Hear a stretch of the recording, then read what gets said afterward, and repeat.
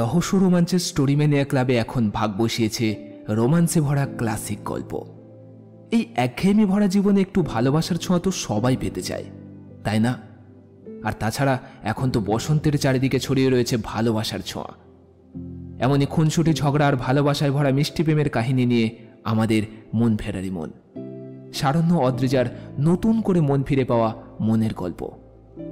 আচ্ছা, সাবস্ক্রাইব করেছেন তো? যদি না করে থাকেন তাহলে তাড়াতাড়ি সাবস্ক্রাইব করে নিন আর চড়ে বসুন ভালোবাসার ট্রামে কিংবা বাসে। আর সেখান থেকে আমরা আপনাদের নিয়ে যাব ভালোবাসার রাজ্যের এক খুনসুটি ভরা গল্পে। পূর্ব পর্বের লিঙ্কগুলি ডেসক্রিপশন বক্সে দেওয়া রইল আপনাদের সুবিধার্থে। এখন গল্পের লেখক আকাশ নস্করের কলমে আমরা শুনব মন ফেরারি মনের অন্তিম পর্ব। ও হ্যাঁ, আরও একটি কথা, এখন আপনারাও পারেন আপনাদের ভালোবাসার গল্পগুলো আমাদের সাথে শেয়ার করতে, যেগুলি আমাদের মাধ্যমে শুনতে পাবে আমাদের পরিবারের সবাই। তাহলে আর দেরি কিসের? ডেসক্রিপশনে দেওয়া হোয়াটসঅ্যাপ অথবা ইমেলে পাঠিয়ে দিন আপনাদের এমন খুনসুটি আর ভালোবাসায় ভরা প্রেম কাহিনী। পূর্ব পর্বে আমরা শুনেছি সুরেশবাবু, রাগিনী দেবী, শারণ্য ও অদ্রিজার বিয়ে ঠিক হয়ে যায়। এরপর তারা তাদের বিয়ের প্রস্তুতি শুরু করে দেয়। শারণ্য নিজের হাতে অদ্রিজার জন্য একটি সুন্দর বেনারসি পছন্দ করে কিনে দেয়। অবশেষে তাদের বিয়ের কেনাকাটার পর্ব শেষ হলো। এরপর গল্পের সূত্রধার তুহিনের সাথে শুনতে থাকুন গল্পের পরবর্তী অংশ।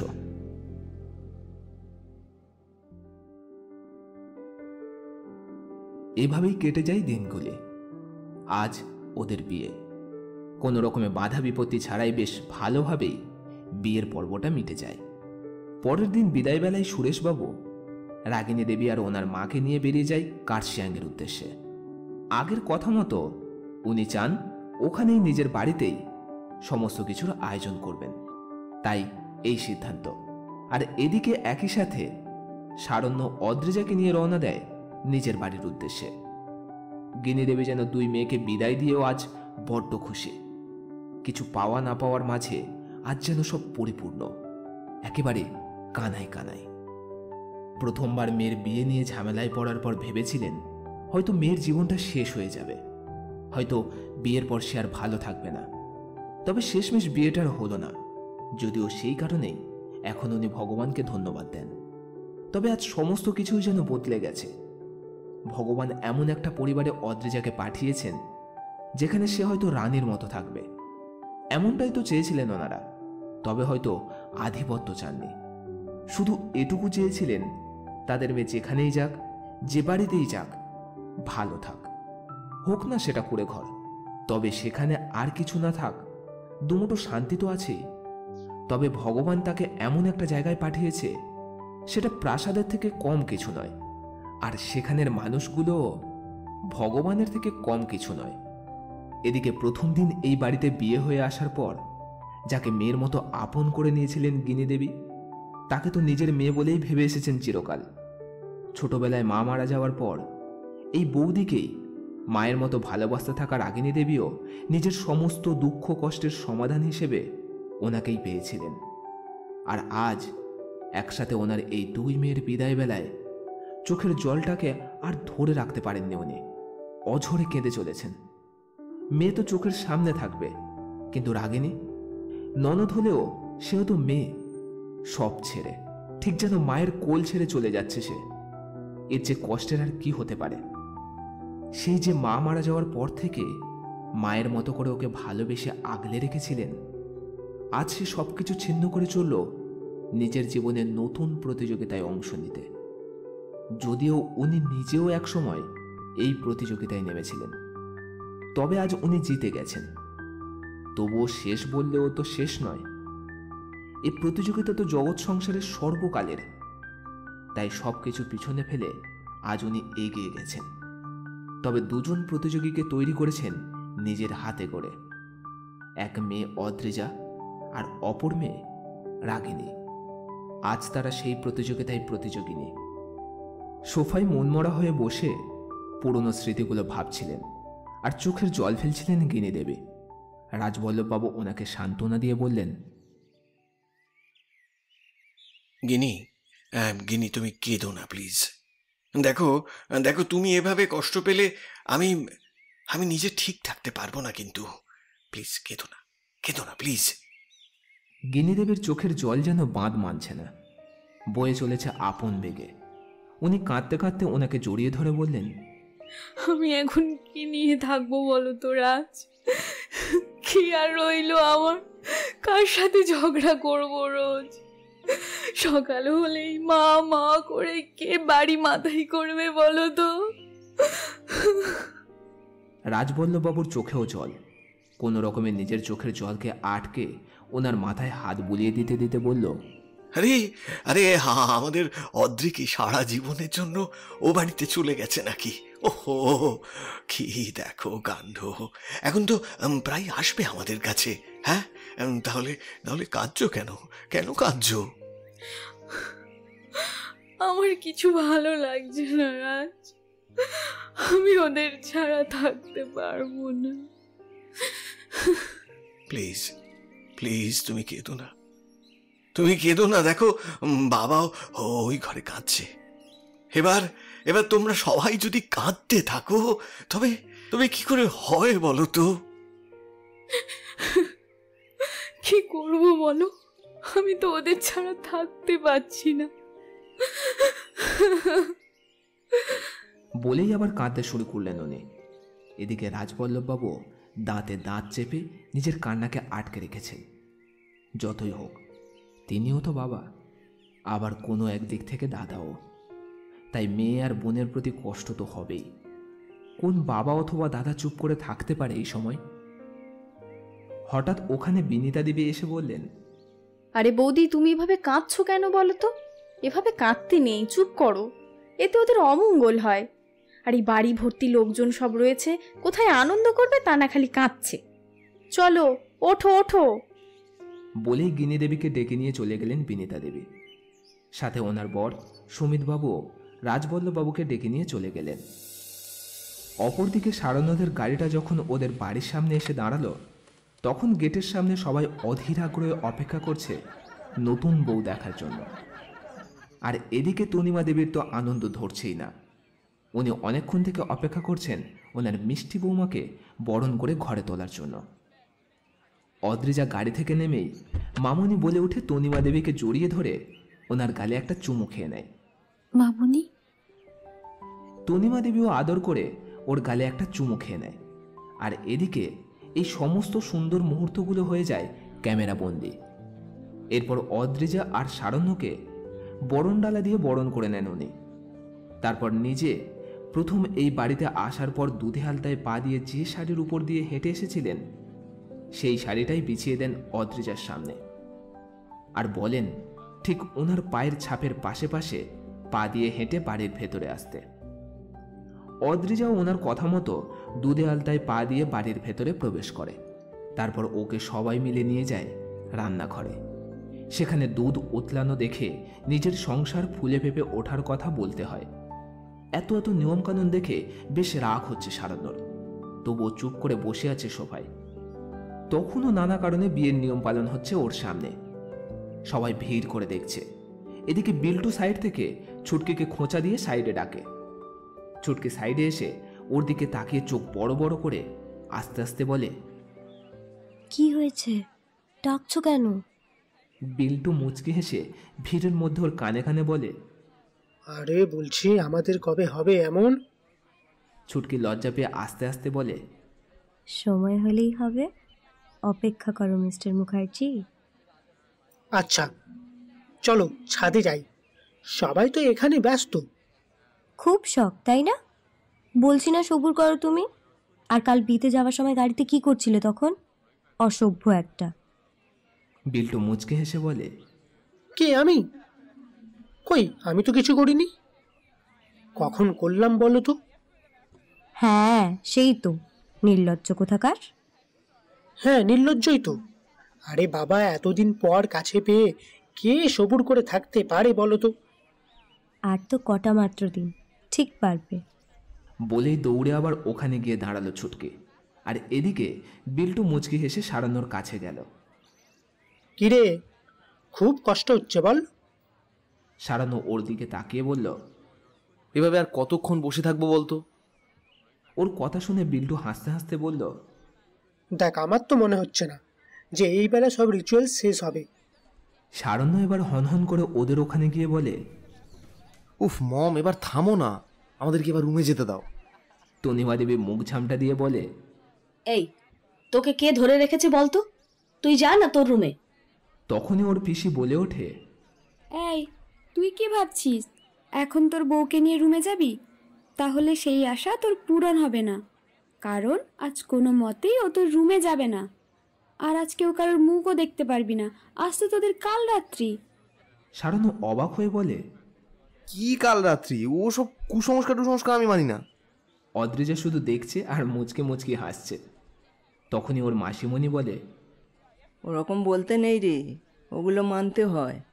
কাল থেকে তো ও তোর রুমেই থাকবে, আজ এই নিয়মটা মেনে নে। এই, যা ভাগ এখান থেকে। অদ্রিজা এখন কোথাও যাবে না। তুই তোর রুমে গিয়ে ফ্রেশ হয়ে নে, আর নয়তো রান্নাঘরে খুন্তিটা কাঁপছে তোর পিঠে পড়বে বলে। এ কথা শুনে ওখানে সবাই হেসে ওঠে। আর এদিকে বেচারা লজ্জায় পড়ে তাড়াতাড়ি ওখান থেকে সরে আসে। বিল্টু মুচকি হেসে বলে, দাদা, তুই সবুর কর, নইলে মামি তোর পরোটা বানিয়ে দিবে মেরে। বলেই হাসতে লাগলো ও। সারণ্য ওর দিকে রাগে চোখে তাকিয়ে চলে যেতে যেতে বলল, ঠিক আছে, হেসে নে। এটা ভুলে যাস না, আমারও কিন্তু সময় আসবে। কথাটা বলেই সিঁড়ি দিয়ে উঠে গেল ওপরে ওর রুমের দিকে। এদিকে সবাই তখন অদ্রিজার সাথে হাসি মজা এবং গল্প করতে ব্যস্ত। সমস্ত রিচুয়াল যখন শেষ হলো তখন বাজে বেলা 12টা। তনিমা দেবী বললেন, চল এবার আমার রুমে গিয়ে ফ্রেশ হয়ে নে, তারপর একটু পর আরো কিছু নিয়ম কানুন আছে, ওগুলো করতে হবে তো।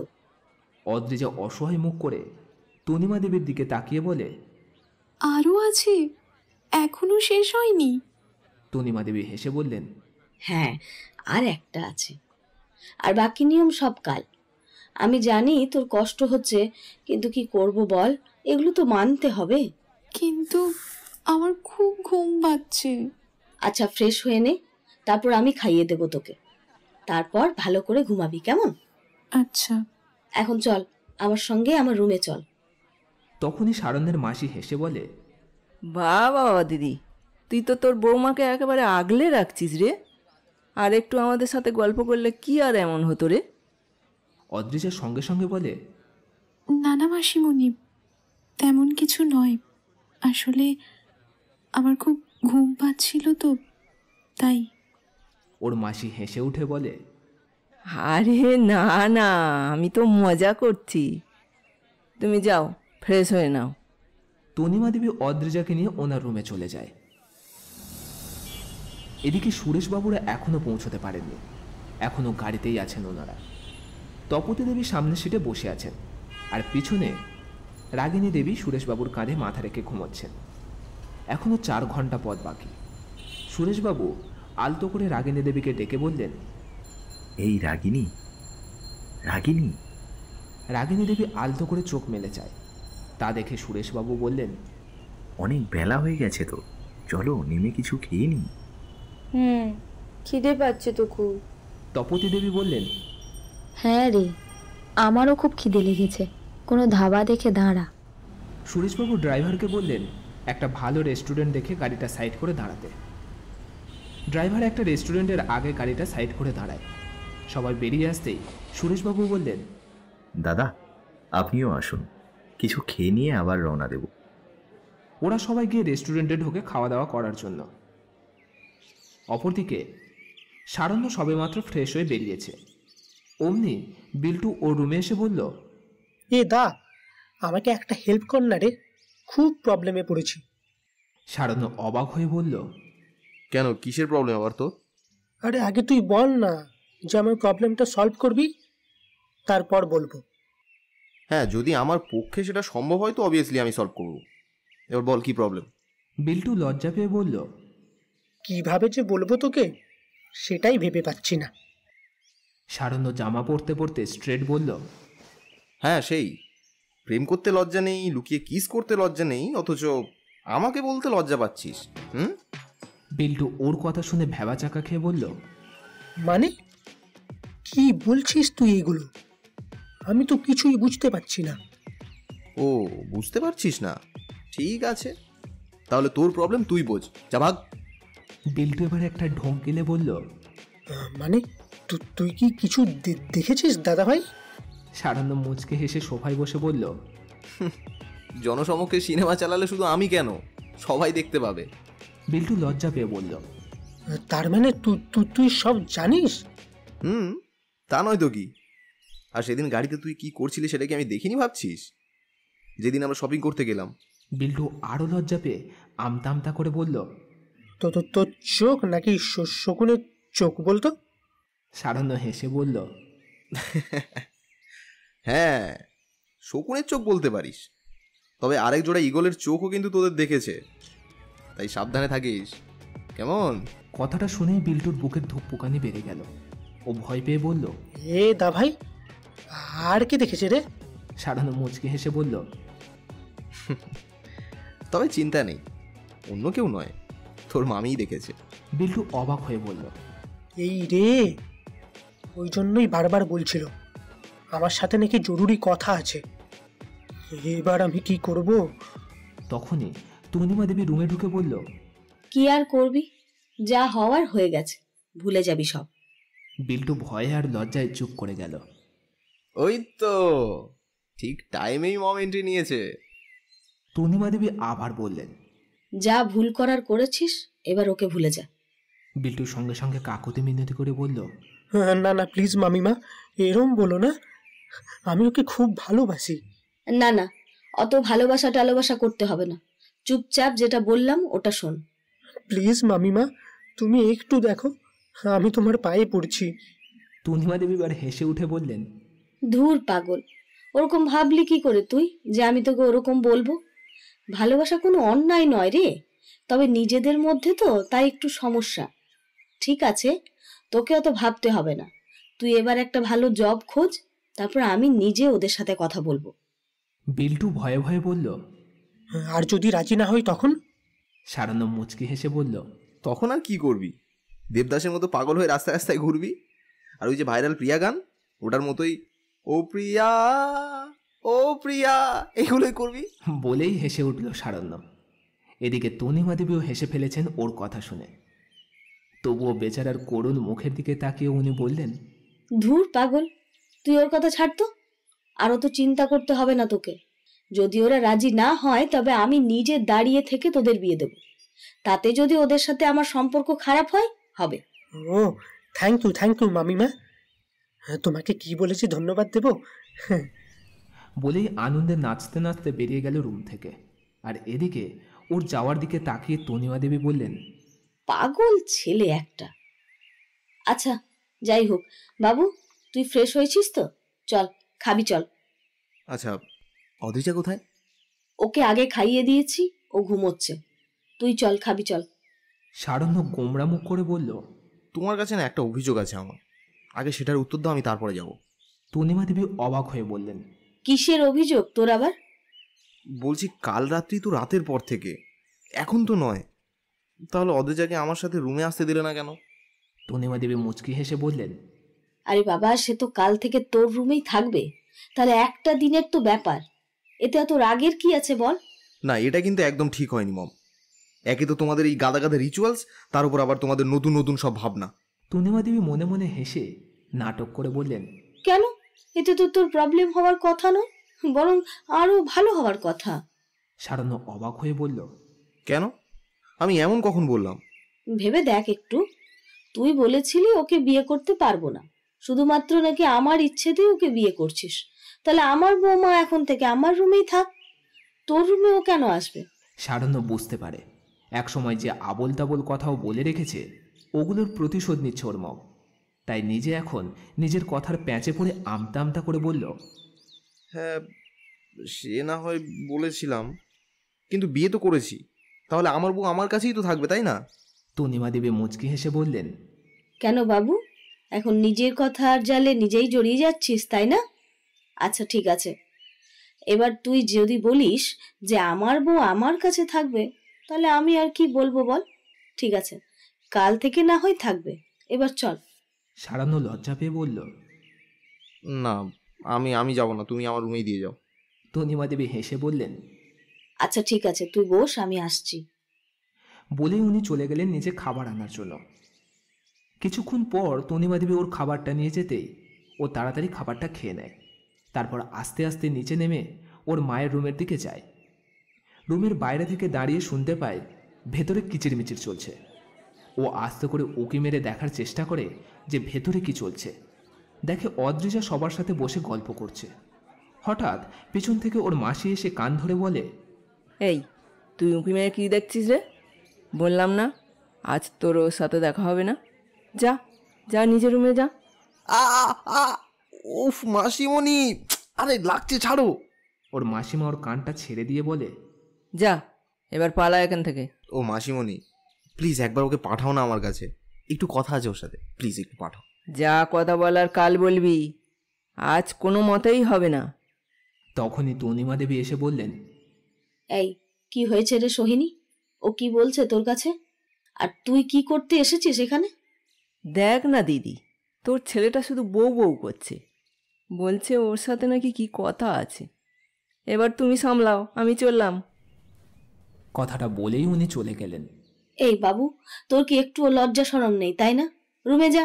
মম প্লিজ একবার ওর সাথে কথা বলতে দাও, প্লিজ মম প্লিজ। আচ্ছা ঠিক আছে, জাস্ট 5 মিনিট কিন্তু। হ্যাঁ মম ঠিক আছে, এবার ওকে ডাকো। তুই তোর রুমে যা, আমি ছুটকিকে বলছি তোর রুমে নিয়ে যেতে। আর হ্যাঁ, ছুটকি কিন্তু সাথেই থাকবে বলে দিলাম। কথা বলা হয়ে গেলে ছুটকির সাথেই আবার পাঠিয়ে দিবি। আচ্ছা মম ঠিক আছে। মনে থাকে যেন। কথাটা শুনেই সারণ্য তাড়াতাড়ি রুমে চলে গেল। এদিকে তনিমা দেবী কোনো রকমে বুঝিয়ে সুঝিয়ে ছুটকির সাথে অদ্রিজাকে পাঠালেন সারণ্য রুমে। এদিকে সারণ্য ওয়েট করছিল। ও তাড়াতাড়ি অদ্রিজার হাতটা ধরে ভেতরে ঢুকিয়ে নিয়ে দরজাটা লক করে বলল, বনু এবার তুই আসতে পারিস। আর হ্যাঁ, মমকে বলিস অদ্রিজাকে এসে সন্ধ্যাবেলায় নিয়ে যেতে। ছুটকি মুখ কালো করে বলল, দা ভাই, এটা কিন্তু ঠিক হলো না বলে দিলাম। এবার পিপি আমাকেই বকবে। আরে কিছু বলবে না, তুই পালা এখান থেকে। ছুটকি বাধ্য হয়ে নিচে চলে যায় আর নিচে গিয়ে তনিমা দেবীকে সবটা বলে। আই, তুমি এটা কি করলে? ওরা কি ভাববে বলো তো? সারণ্য বিছানায় বসে ওর কোমরটা জড়িয়ে ধরে হাসি মুখে বলে, যে যা খুশি বলে বলুক, তাতে আমার কি। অদ্রিজা লজ্জা পেয়ে বলে, আচ্ছা, সবার কথা না হয় ছেড়েই দিলাম, কিন্তু মামুনি মামুনি কি ভাববে বলো তো? দূর, খুব অসভ্য তুমি। আরে মামুনি কিছুই ভাববে না, তুমি বড্ড বেশি ভাবছো। তখনই তনিমা দেবী রুমের বাইরে এসে বললেন, বাবু, তুই কিন্তু বড্ড বাড়াবাড়ি করছিস বলে দিলাম। চুপচাপ দরজা খোল, নয়তো আমি খুব রেগে যাব কিন্তু। সারণ্য রুম থেকে চেঁচিয়ে বলে, উফ মম, আমি আবার কি করলাম? আরে বলেছি তো ওকে এসে বিকেলে নিয়ে যেতে।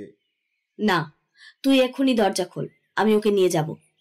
মামুনি, দেখো না, তোমার ছেলে আমাকে আটকে রেখেছে, আমাকে বেরোতেই দিচ্ছে না। সারণ্য আবারও ওকে ভালো করে চাপটে ধরে বলল, এখন ছাড়ছি না মম, তুমি বরং চলে যাও। বাবু, তুই এত নির্লজ্জ হয়ে গেলি কেন বলতো? এই তো কয়েকদিন আগেই বলছিলি যে বিয়ে করবি না, আর এখন তো বউকে ছাড়া থাকতেই পারছিস না। এরকম একটা কিউট বউ থাকতে ওকে ছেড়ে কি থাকা যায় বলো মম? আমি তোর মা বাবু, একটু তো লজ্জা রাখ তুই, অসভ্য ছেলে কোথাকার। ঠিক আছে, পরে তোর ব্যবস্থা করব, তুই বের হো রুম থেকে বিকেলে। কথাটা বলেই মুচকে মুচকে হাসতে হাসতে উনি চলে গেলেন। সারণ্য ওকে ছেড়ে বিছানায় শুয়ে বলল, আচ্ছা অদ্রি, শোনো এখানে। অদ্রিজা সাইডে বসে বলল, কি বলবে বলো। সারণ্য হেসে বলল, আরে তুমি ওরকম ভয় পাচ্ছ কেন? আমি কি কিছু করেছি? বিশ্বাস নেই তোমাকে দিয়ে। সারণ্য মুচকে হেসে বলল, ও আচ্ছা, তাই বুঝি। তাহলে এখন যদি তোমার বিশ্বাস ভাঙি, তাতেও তোমার কোনো প্রবলেম নেই, তাই তো? অদ্রিজা হালকা তুতলিয়ে বলল, না মানে, আমি সেভাবে বলিনি। তাহলে কিভাবে বলেছো? একটু ক্লিয়ার করে বলো। কিছু না, যাও তো। আচ্ছা, অত ভাবতে হবে না, এখন এসো, একটু ঘুমিয়ে নাও। আমি জানি এখন তোমার অনেক রেস্টের দরকার, কাল রাতে তোমার ভালো করে ঘুমও হয়নি। ধুর, আমি এদিকে টেনশনে মরে যাচ্ছি আর উনি ঘুমের কথা বলছে। কেন, তোমার আবার কিসের টেনশন? হ্যাঁ সেই তো, জেনেও না জানার ভান করছো। তুমি তো আমাকে এখানে এনে আটকে দিলে, আর ওদিকে ওদিকে ওরা কি ভাবছে তার ঠিক নেই। বাড়িতে কত আত্মীয়রা রয়েছে, সবাই এবার আমাকে খারাপ ভাববে। উফ অদ্রি, তোমাকে আমি কতবার বলেছি, কে কি ভাবলো কে কি বললো সেটা দেখলে জীবন চলে না। তুমি বারবার সেই একই কথাই ভেবে যাচ্ছ। হ্যাঁ, সেটা আমি জানি, কিন্তু এটা সম্পূর্ণ আলাদা একটা ব্যাপার। কাল থেকে তো থাকবো তোমার রুমে, তাহলে আর একটা দিন কি ওয়েট করা যেত না বলো? হ্যাঁ সেটা ঠিক আছে, কিন্তু তোমারও তো রেস্টের দরকার, তাই না? ওই জন্যই তো তোমাকে নিয়ে এলাম এখানে। দেখো, আমি জানি তুমি আমার ভালোর জন্যই সবটা করেছো, কিন্তু এটাও তো ভাবো যে ওরা আমাকে নিয়ে কত আনন্দ করছিল। আর তাছাড়া একটা দিনেরই তো ব্যাপার, একদিন ঘুম না হলে এমন কিচ্ছু হবে না। আর তাছাড়া আমি কাল ঘুমিয়ে নেব। সারান্ন মুচকি হেসে বলল, ও তাই? তা কাল তোমাকে আমি যদি ঘুমোতে দিই তবেই তো তুমি ঘুমাবে। ধ্যাৎ, তুমি না বড্ড অসভ্য। ঘুমাও তুমি, আমি চললাম। ঠিক আছে, তুমি তাহলে যাও, ওদের সাথে গিয়ে আনন্দ করো। আমার খুব ঘুম পাচ্ছে, আমি ঘুমোলাম। কথাটা বলেই পাশ ফিরে শুয়ে পড়ল সারণ্য। আর এদিকে অদ্রিজা দরজা খুলে নিচে চলে যায়। ও নিচে নামতেই তনিমা দেবী ভ্রু কুঁচকে ওর দিকে তাকিয়ে বলল, কি হলো, চলে এলি যে?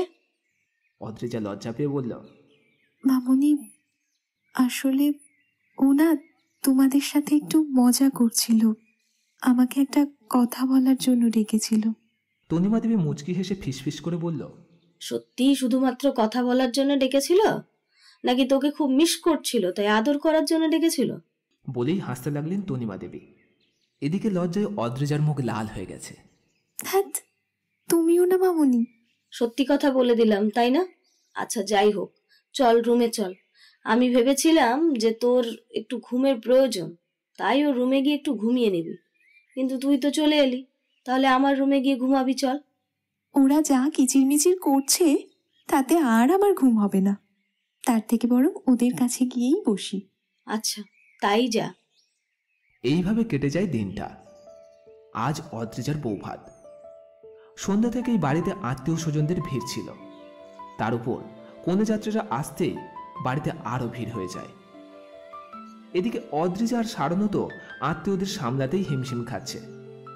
তবুও কোনো রকমে সবার খাওয়া দাওয়ার পর্ব শেষ হয় রাত 12টার দিকে। অদ্রিজার মা, বাবা সবাই অদ্রিজার সাথে দেখা করে একটু আগেই বেরিয়ে পড়েছেন বাড়ির উদ্দেশ্যে। তারপর ওর সমস্ত কাজিনরা অদ্রিজাকে ফুলশয্যার ঘরে বসিয়ে দিয়ে গেছে।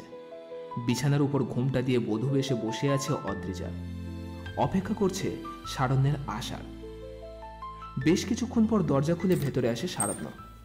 এসেই রুমের দরজাটা লক করে বলে, বাবা কি শয়তান সবগুলো, পাক্কা 10,000 টাকা নিয়ে তবেই ছাড়লো।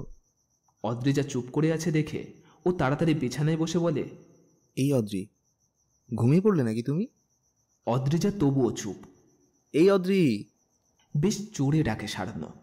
এদিকে অদ্রিজার সবেমাত্র চোখটা লেগেছিল। ও তাড়াতাড়ি চোখ খুলে বলল, সরি, আসলে আমার চোখটা একটু লেগে গেছিল। বলো। সারণ্য হেসে উঠে বলে, এই ঘুমিয়ে পড়েছিলে তুমি? কখন যে চোখটা লেগে গেছে বুঝতে পারিনি। সে তুমি যতই বুঝতে নাই পারো, আজ কিন্তু তোমাকে আমি ঘুমোতে দেব না। খুব ঘুম পাচ্ছে আমার, প্লিজ আজ ঘুমিয়ে পড়ি। নো ওয়ে, যাও গিয়ে ওই ভারী ড্রেস কোডটা আগে চেঞ্জ করো, তারপর ফ্রেশ হও, দেখবে আর ঘুম পাবে না। অদ্রিজা বাধ্য হয়ে ওয়াশরুমে গিয়ে চোখে মুখে জল দিতেই ওর ঘুমটা ছেড়ে যায়। তারপর চেঞ্জ করে একটা নর্মাল ড্রেস পরে বাইরে এসে বলে, এতক্ষণ কোথায় ছিলে তুমি? উফ, আর বলো না, সেই কফি শপে যার সাথে দেখা হয়েছিল মনে আছে তোমার? হ্যাঁ, ও আর আমার বাকি ফ্রেন্ডসরাও ধরেছিল। একে তো বিয়ের দিন যা নয় তাই শুনিয়েছে, তারপর আজও ছাড়লো না কথা শোনাতে। সব কটা আমাকে নিয়ে মজা করছিল জানো। তাও আবার আমার কলিগও আছে, সেও বলতে ছাড়েনি। অদ্রিজা হেসে বলল, আর তোমার ভাই বোনেরা? ওদের কথা আর বলো না, পাক্কা 10,000 টাকা আমাকে গুনতে হয়েছে, তবে গিয়ে আমাকে রুমে ঢুকতে দিয়েছে। আর প্রথমে তো ওরা একেবারে 20,000 টাকায় চেয়ে বসেছিল। ভাই বোনদেরই তো দেবে, এতেও তোমাকে কঞ্জুসি করতে হবে? আরে সেটা নয়, সেদিন ওদের কত টাকা শপিং করিয়েছি বলো তো, তারপরেও এত ডিমান্ড করলে কি হয় বলো? তাতে কি হয়েছে, পুরো টাকাটাই তো দিতে পারতে ওদের। ওরা কতজন বলো তো? সারণ্য মুচকি হেসে বলল, আচ্ছা ওসব ছাড়ো, এখন আমরা একটু নিজেদের কথা ভাবি। চলো ব্যালকনিতে যাই। সারণ্য ব্যালকনিতে গিয়ে বিনব্যাগে বসতেই অদ্রিজাও পাশের বিনব্যাগে বসতে যাচ্ছিল। সারণ্য ওর হাত ধরে টেনে ওকে কোলে বসিয়ে নিয়ে বলল, উফ, কোথায় বসছো? এখানে বসো। কথাটা বলেই ও অদ্রিজার কোমরটা জড়িয়ে ধরে।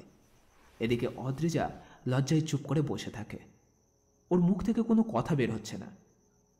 অদ্রিজাকে লজ্জা পেতে দেখে ও বলে, কি হলো অদ্রি, লজ্জা পাচ্ছ বুঝি?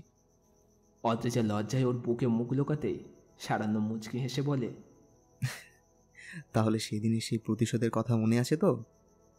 এখন সেই প্রতিশোধটা তুলি। অদ্রিজা লজ্জায় চুপ করে থাকে। আরে তুমি এত লজ্জা পাচ্ছ কেন? এই অদ্রি, আরে আমি তো জাস্ট বলছি তোমাকে। কি হলো? এই, আরে কথা বলো।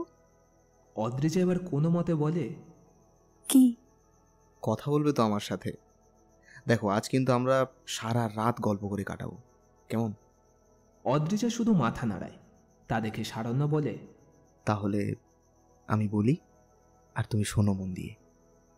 অদ্রিজা সারণ্যর বুকে মাথা গুজে রেখেই বলে, দেখো, ভালোবাসার সংজ্ঞা কার কাছে কেমন আমি জানি না, তবে আমার কাছে তো একটু আলাদাই।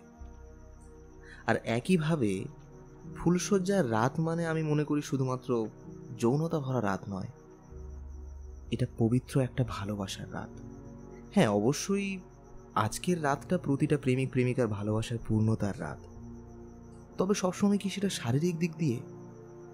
দেখো আমি মনে করি সবসময় শারীরিক ভালোবাসাটাই জরুরি নয়, মানসিক ভালোবাসারও প্রয়োজন। তাই আজকের রাতটা আমি চাই শারীরিক নয়, বরং দুটো হৃদয়ের ও দুটো অন্তরের মেলবন্ধনই কেটে যাক। সাক্ষী থাকুক এই অন্ধকার রাত, সাক্ষী থাকুক এই চাঁদ, আর সাথে থাকুক ওই দূর আকাশের ঝিকমিক করতে থাকা তারার দল। অদ্রিজা অবাক হয়ে শুনতে থাকে সারণ্যর বলা প্রতিটা কথা। শেষে বলে, আমি সত্যিই কখনো ভাবিনি তোমার মতো এমন একজন আমার লাইফে আসবে আর আমাকে এতটা বুঝে আপন করে নেবে। ভগবানকে অনেক অনেক থ্যাঙ্কস তোমাকে আমার লাইফে পাঠানোর জন্য। আমি আজ সত্যি খুব খুব খুব খুশি। আমিও ভাবিনি অদ্রি যে তুমি আমার লাইফে আসবে। হতে পারে তোমার আমার এজ ডিফারেন্ট অনেকটা, কিন্তু তবু তুমি আমার জীবনকে কতটা যে বদলে দিয়েছ তুমি নিজেও জানো না। সত্যি বলতে ভেবেই নিয়েছিলাম লাইফে কাউকেই আনবো না, তবে হঠাৎ করেই যেন তুমি এলে আমার লাইফে। যদিও এর জন্য সব থেকে বড় থ্যাঙ্কস মমকেই দেওয়া উচিত, কারণ আজ মম যদি না এত কিছু করতো হয়তো আমি তোমাকে পেতামই না। হ্যাঁ আমি জানি মামুনি আমাদের জন্য অনেক করেছে। আমি যে তোমাকে পেয়েছি সেটা শুধুমাত্র ওনারই জন্য। আমি জানি তুমি অমন নও অদ্রি, তুমি মমকে অনেকটাই ভালোবাসো, কিন্তু তবুও তোমায় বলি মমকে কখনো কষ্ট দিও না। উনি তোমাকে নিজের মেয়ের মতোই ভালোবাসে, এমনকি আমার থেকেও বেশি হয়তো। তোমার কেন মনে হচ্ছে যে আমি মামুনিকে কষ্ট দেব? আরে আমি জাস্ট এমনি বললাম। আর হ্যাঁ, একটা কথা মনে রাখো, শুধু আমার মম বলে বলছি না, পৃথিবীতে মা বাবার বিকল্প কিছুই হয় না, বুঝলে? সেটা আমি জানি, তাদের মতো করে ভালোবাসতে কেউ পারবে না। আচ্ছা অদ্রি, একটা কথা দেবে আমায়? বলো। আমাকে কথা দাও যে জীবনে যাই পরিস্থিতি আসুক না কেন কখনো আমাকে ছেড়ে যাবে না, আমার হাত শক্ত করে ধরে থাকবে। ধুর পাগল, যাই ঘটে যাক আমি কখনো তোমাকে ছেড়ে যাব না। সারণ্য মুচকি হেসে বলল, না বলা যায় না, হয়তো আমি তোমাকে ঠিক মতো সময় দিতে পারবো না আর তুমি আমায় ছেড়ে চলে গেলে। অদ্রিজা অমনি ওর দিকে ফিরে দু হাতে গাল দুটো টেনে ধরে বলল, কি ভেবেছেন মিস্টার চ্যাটার্জি, এত সহজে আপনার ঘাট থেকে নেমে যাব? একবার যখন আপনার ঘাড়ে চেপেছি তখন মরে গেলেও ভূত হয়ে আপনার ঘাড়েই চেপে থাকবো। আচ্ছা, এত কনফিডেন্স? ঠিক আছে, দেখা যাবে। এখন কটা বাজে দেখি। বলেই ফোনটা হাতে নিয়ে দেখে 2:30 বাজে। ও ফোনটা রেখে দিয়ে বলল, দেখো অনেক রাত হয়ে গেছে, এবার চলো ঘুমোতে যাব। এই যে বললে সারা রাত গল্প করবে আমার সাথে। সেও ঠিক। একটা গান শোনাও তাহলে তুমি। ভালোবাসি ভালোবাসি এই সুরে কাছে দূরে জলে স্থলে বাজায় বাজায় বাঁশি ভালোবাসি ভালোবাসি আকাশে কার বুকের মাঝে ব্যথা বাজে দিগন্তে কার কালো আখি আখির জলে যাই ভাসি ভালোবাসি ভালোবাসি। আমি বুঝতে পেরেছি তোমার ঘুম পাচ্ছে, তাই তো? আর জাগতে হবে না, চলো এবার ঘুমোতে যাব। কথাটা বলে ওই অবস্থাতেই দুহাত দিয়ে পেঁচিয়ে অদ্রিজাকে কোলে তুলে নেয়। তারপর রুমে এসে ওকে বিছানায় শুইয়ে দিয়ে ওর পাশে শুয়ে পড়ে। অতঃপর অদ্রিজাকে বুকের মাঝে জড়িয়ে ধরে হারিয়ে যায় ঘুমের দেশে।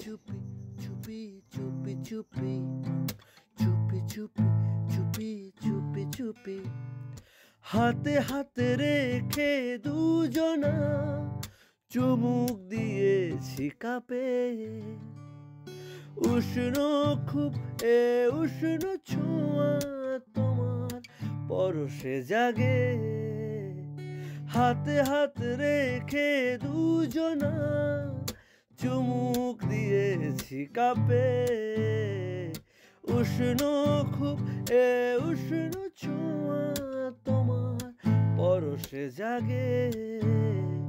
মন আজ চুপি চুপি কথা বলে, মন আজ চুপি চুপি কথা বলে, চুপি চুপি চুপি চুপি চুপি চুপি চুপি চুপি চুপি চুপি।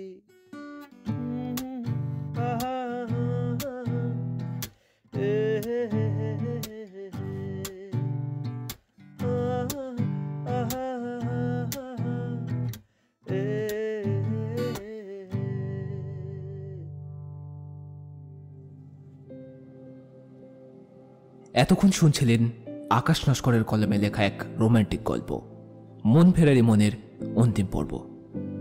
বিভিন্ন চরিত্রে রয়েছেন তুহিন, অভিজিৎ, আফসানা, রূপা, সুস্মিতা, সুচিস্মিতা, অগ্রজ, শান্তা, রাজ, পারমিতা, জয়ন্তী, শ্বেতা, সুপ্রভাত এবং অমৃতা। এখন এই পর্যন্ত। পরবর্তীতে আরও এক নতুন প্রেমের কাহিনী নিয়ে হাজির হব আমরা।